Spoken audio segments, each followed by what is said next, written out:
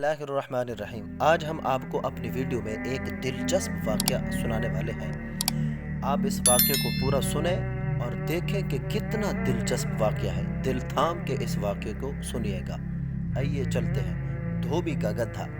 ہارون ایک چھوٹا سا لڑکا تھا جو کراچی پاکستان کا سب سے بڑا شہر اور بندرگاہ کے بیرونی علاقے کے ایک گاؤں میں رہتا تھا۔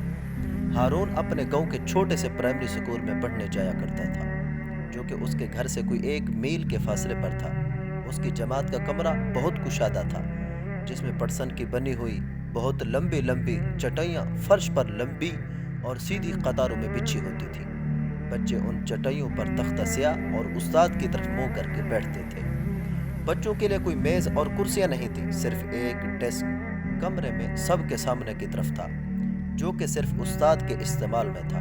وہاں ایک طرف ایک الماری بھی تھی، جس میں بچوں کی کاپیاں اور کتابیں وغیرہ رکھی ہوئی ہوتی تھیں۔ ان چند چیزوں کے علاوہ اس کمرے میں کوئی فرنیچر نہیں تھا۔ ان دنوں میں گاؤں کے چھوٹے سکول میں عام طور پر یہی طریقہ ہوتا تھا۔ ہارون ایک اچھا لڑکا تھا، جو کہ اپنے بڑے بزرگوں، اپنے والدین اور اپنے استاد کی عزت کیا کرتا تھا۔ وہ روزانہ بہت صبح سویرے اٹھتا تاکہ وقت پر تیار ہو کر ناشتہ کرے، اور پھر وہ گھر سے نکل کر کھیتوں کے درمیان سے گزرتا ہوا لمبا سفر طے کر کے سکول میں وقت سے پہلے پہنچ جائے۔ وہ بہت محنت کرتا اور ہمیشہ اپنا سکول کا کام ختم کرتا۔ وہ ہمیشہ اپنے والدین کی اس نصیحت پر عمل کرتا کہ آج کا کام کبھی کل پر مت چھوڑو۔ سکول میں تفریح کے وقت ہارون اپنے دوستوں کے ساتھ کھیل کے میدان میں کبڈی کھیلا کرتا تھا۔ یہ کھیل پاکستان کے دیہاتی علاقوں کے نوجوانوں کے درمیان بہت مقبول ہے، اور ہارون کو بھی یہ کھیل کھیلنا بہت پسند تھا۔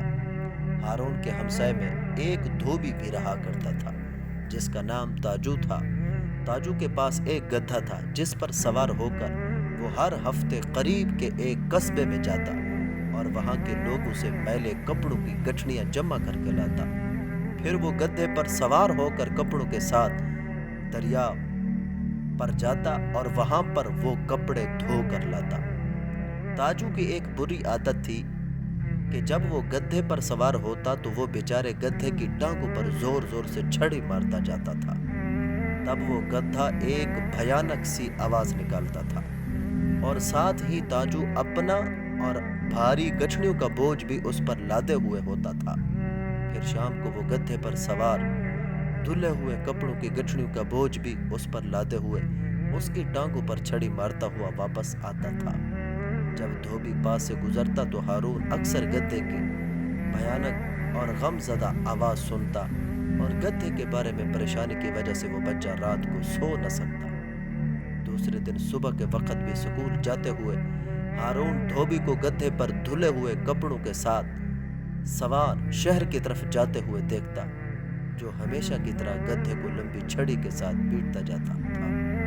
بیچارہ چھوٹا سا لڑکا اکثر بہت غور و فکر سے دیر تک اس کے بارے میں سوچتا رہتا کہ کس طرح اس گدھے کو تاجو کی مار پیٹ سے بچایا جائے۔ کیسی سوچ ہے اس بچے کی، مگر کبھی بھی کوئی منصوبہ اس کی سمجھ میں نہیں آیا۔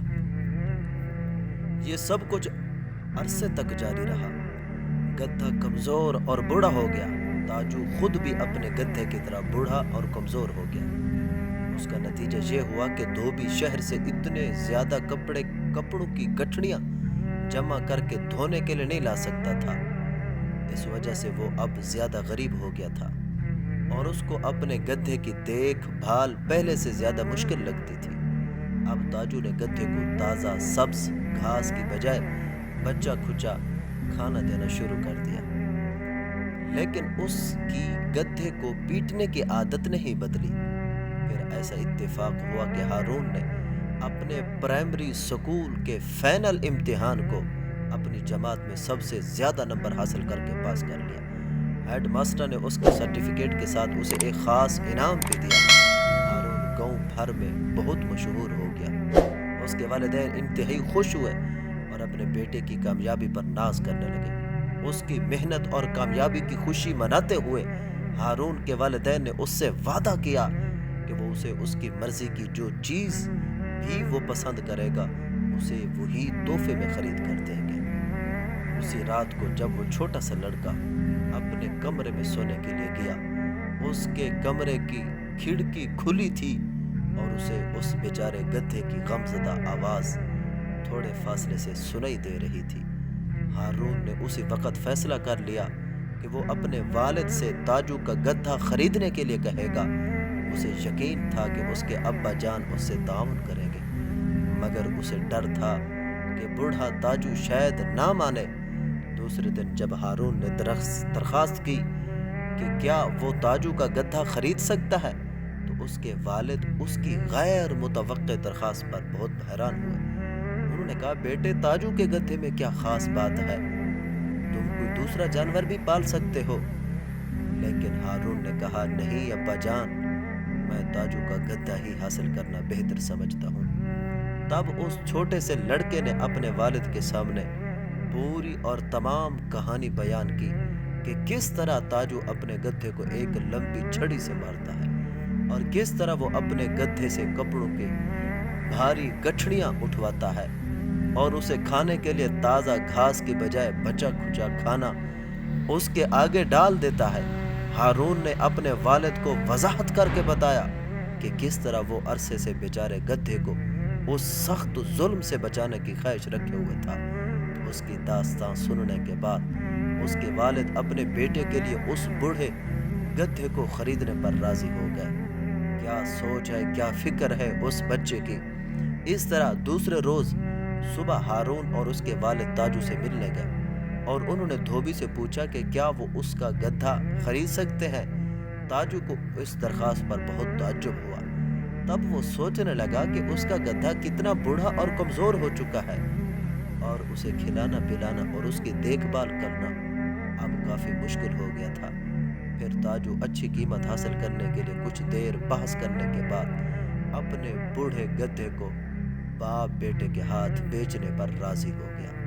ہارون اور ابا جان گدھے کو اپنے ساتھ ہی گھر لے آئے اور اسے اپنے گھر کے پیچھے بہت بڑے صحن میں آزاد چھوڑ دیا۔ انہوں نے بوڑھے گدھے کو کھانے کے لیے تازہ گھاس بھی دی اور انہوں نے وعدہ کیا کہ آئندہ اسے کبھی بھی کپڑوں کی بھاری گٹھڑیاں نہیں اٹھانی پڑے گی اور نہ ہی کسی لمبی چھڑی سے مار کھانی پڑے گی۔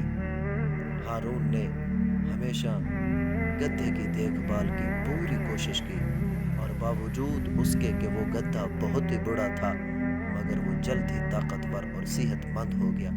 وہ چھوٹا سا لڑکا بہت خوش تھا کیونکہ وہ یہ دیکھ سکتا تھا کہ گدھا اپنے نئے گھر میں کتنا خوش تھا اور اب ہارون کو کبھی بھی اس کی وہ انتہائی غمزدہ آواز سے نہیں سننا پڑے گی اور کبھی بھی نہیں۔ کتنا دلچسپ واقعہ ہے، کتنی بڑی سوچ والی یہ بات ہے۔